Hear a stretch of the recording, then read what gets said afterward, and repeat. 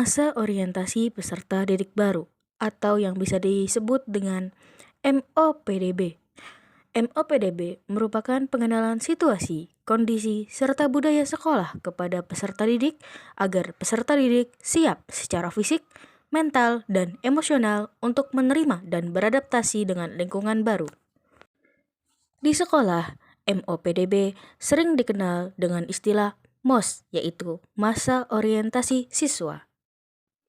MOPDB merupakan suatu kegiatan rutin yang dilakukan oleh pihak sekolah untuk menyambut kedatangan peserta didik baru. Kegiatan ini dilakukan oleh organisasi siswa intrasekolah dan diawasi oleh pihak sekolah supaya kegiatan MOPDB tidak menyimpang dengan tujuan yang sebenarnya.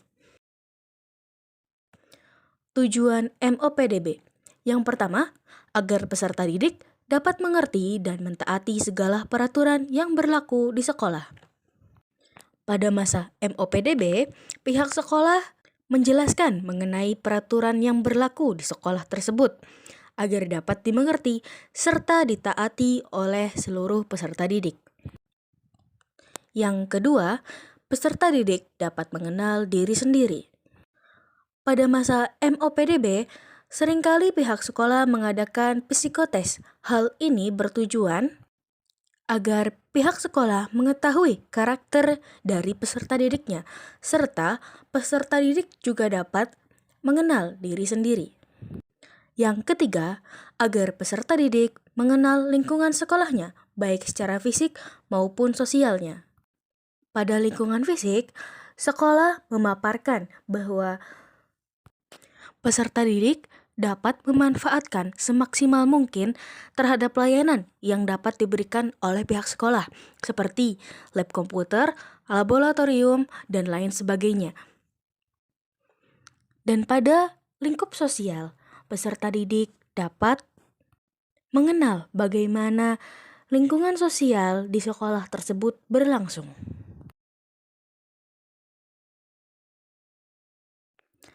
Hal ini dijelaskan pula dalam Peraturan Menteri Pendidikan dan Kebudayaan Nomor 55 Tahun 2014 Pasal 2, yaitu tentang tujuan dalam penyelenggaraan masa orientasi peserta didik.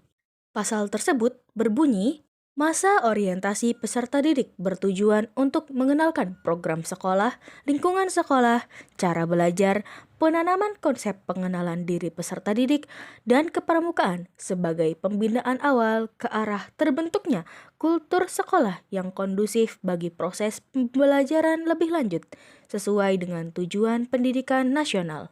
Dalam peraturan tersebut, pemerintah juga mengatur beberapa ketentuan mengenai pelaksanaannya, di antaranya MOPDB dilaksanakan selama jam belajar di sekolah pada minggu pertama masuk sekolah selama 3 hari sampai 5 hari, dan sekolah dilarang mengadakan MOPDB yang mengarah pada tindak kekerasan, pelecehan, atau yang lain sebagainya. Serta sekolah dilarang memungut biaya dan membebani orang tua dan peserta didik dalam bentuk apapun. Apabila sekolah tidak mengikuti ketentuan tersebut, maka kepala sekolah dan guru harus bertanggung jawab dan diberikan sanksi sesuai perundang-undangan yang berlaku. Lalu, fungsi dari adanya penyelenggaraan MOPDB. Yang pertama, memperkenalkan lingkungan sekolah. MOPDB membantu siswa baru untuk mengenal fasilitas sekolah seperti ruang kelas, laboratorium, perpustakaan, dan area bermain, serta norma dan budaya yang berlaku di sekolah. Yang kedua, pengenalan kepada staf, teman sebaya, dan peserta didik senior. Pengenalan ini dilakukan untuk membangun hubungan sosial yang positif terhadap lingkungan sekolah. Yang ketiga, membantu proses adaptasi. MOPDB membantu memberikan informasi mengenai kurikulum, metode pembelajaran, dan tata tertib yang harus diikuti. Hal ini membantu peserta didik untuk beradaptasi dengan harapan akademik yang ada di sekolah. Yang keempat, menumbuhkan motivasi belajar. Melalui kegiatan orientasi peserta didik baru, pelajar diharapkan dapat menemukan motivasi dan semangat untuk belajar, serta memahami cara belajar yang efektif untuk dirinya sendiri. Yang kelima, menanamkan nilai-nilai positif serta keterampilan sosial. MOPDB berfungsi untuk menumbuhkan perilaku positif seperti disiplin, kemandirian, saling menghargai, dan integritas. Hal ini penting untuk membentuk karakter siswa dalam lingkungan sekolah. Siswa juga dapat bekerja sama dan berkomunikasi dengan baik kepada sesamanya. Yang keenam, membangun ketahanan mental. MOPDB seringkali digunakan sebagai bahan ajang untuk melatih ketahanan mental para pelajar baru. Dengan berbagai kegiatan yang dilakukan, siswa diajarkan untuk menghadapi tantangan dan tekanan yang mungkin akan mereka hadapi selama proses pembelajaran berlangsung.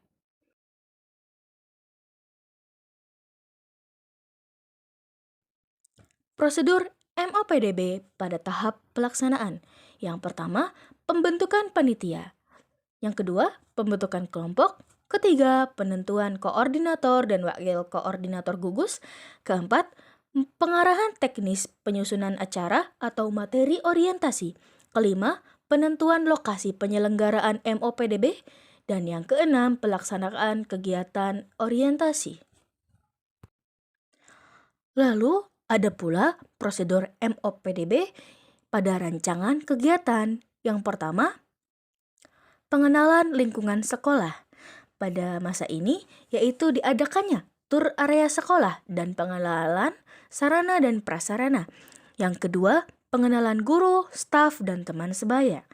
Yang ketiga, pembelajaran tentang aturan dan tata tertib, yaitu diberikannya informasi mengenai aturan, norma, dan budaya yang berlaku di lingkungan sekolah. Yang keempat, pengenalan keorganisasian sekolah, seperti OSIS dan kegiatan ekstrakurikuler yang tersedia di sekolah. Yang kelima, aktivitas kreatif dan permainan. Permainan di sini termasuk ke dalam kuis, permainan, pembuatan karya seni. Yang keenam, pengenalan kurikulum. Hal ini dilakukan agar peserta didik baru mendapatkan informasi mengenai jumlah mata pelajaran yang akan dipelajari serta metode pembelajaran yang diterapkan oleh sekolah tersebut.